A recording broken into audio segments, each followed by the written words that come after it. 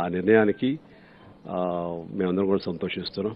అట్లాగే ఈ రోజున భారతదేశ పరంగా మన తెలుగు సినిమాల గురించి చాలా గొప్పగా చెప్పుకుంటున్నారు అండ్ కీర్తిస్తున్నారు. దానికి ప్రధానమైన కారణం హై బడ్జెట్ సినిమాలు కూడా ఈ రోజున మన తెలుగు వాళ్ళు తీసే స్థాయికి రావటం, ఆ సినిమాలకి భారతదేశ పరంగానే కాకుండా పాన్ ఇంటర్నేషనల్ ప్రపంచపరంగా కూడా ఎంతో కీర్తి వస్తుంది తెలుగు సినిమాలకి. ఆ రకంగా అలాంటి వాటికి ప్రత్యేకించి ఎలాగ వెసులుబాటు చేయాలనే దాని మీద మళ్ళీ కమిటీతో చర్చించాను, నిర్ణయం తీసుకుంటానని చెప్పడం కూడా మాకందరికీ ఎంతో సంతృప్తికరంగా మేమందరం ఉన్నాం. అది ఇక ఈ విషయంలో ముందు నుంచి కూడాను ఒక శీఘ్రంగా ఒక కొలిక్కి రావాలి. అటు సినిమాటోగ్రఫీ మినిస్టర్గా మా పేర్ని నాని గారు అటు ప్రజలకి వారు ఇచ్చిన మాట ప్రకారం, అలాగే ఈ ఫిలిం ఇండస్ట్రీలో ఉన్నటువంటి వారికి వారి సాధక బాధకాలు గ్రహించి ఎప్పటికప్పుడు ఆయన తర్జన భర్జన చేసుకుంటూ ఒక కొలిక్కి రావడం కోసం ఆయన తీసుకున్న టెన్షన్ కానివ్వండి, ఆయన తీసుకున్న శ్రద్ధాశక్తులు కానివ్వండి, ఇవన్నీ కూడా ప్రత్యేకించి ఈ మీ మీడియా ముఖంగా వారికి ధన్యవాదాలు తెలియజేస్తున్నాను. థ్యాంక్ యూ సో మచ్ అండి. మీరు ఇటు రావాలి లేదు, you need all the appreciation అండి. ఆ రకంగా మీరు తీసుకున్నారు. మీ చొరవ వలన ఇది త్వరితగతిన దీనికి ఒక శుభం కాటు పడిందని అనుకుంటున్నాను. ఆ తర్వాత ముఖ్యమంత్రి గారు అటు ఒక మాట అన్నారు.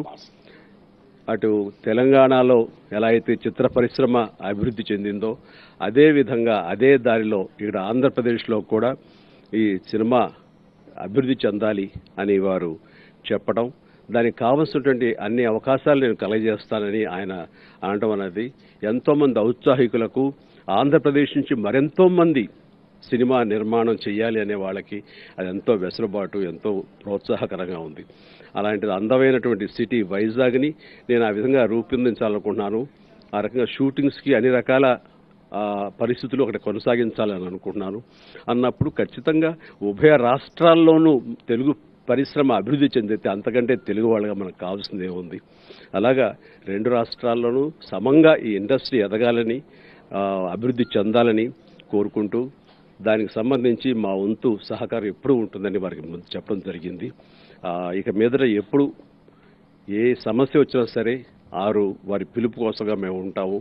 సామరస్యంగా అన్ని పరిష్కరించుకుంటాము. ఆ రకమైన సహృద్భావ వాతావరణంలో ఈ రోజు చర్చ ముగిసింది. దానికి ప్రత్యేకించి వారి ముఖ్యమంత్రి గారికి, మినిస్టర్ పేర్ని నాని గారికి, అలాగే ఇతర సభ్యులందరికీ కూడాను, అలాగే కమిటీ వారు కూడాను చాలా న్యాయబద్ధంగా వారు ఇచ్చినటువంటి ఫైనల్ డ్రాఫ్ట్కి వారందరికీ చాలా ధన్యవాదాలు తెలియజేస్తున్నాం.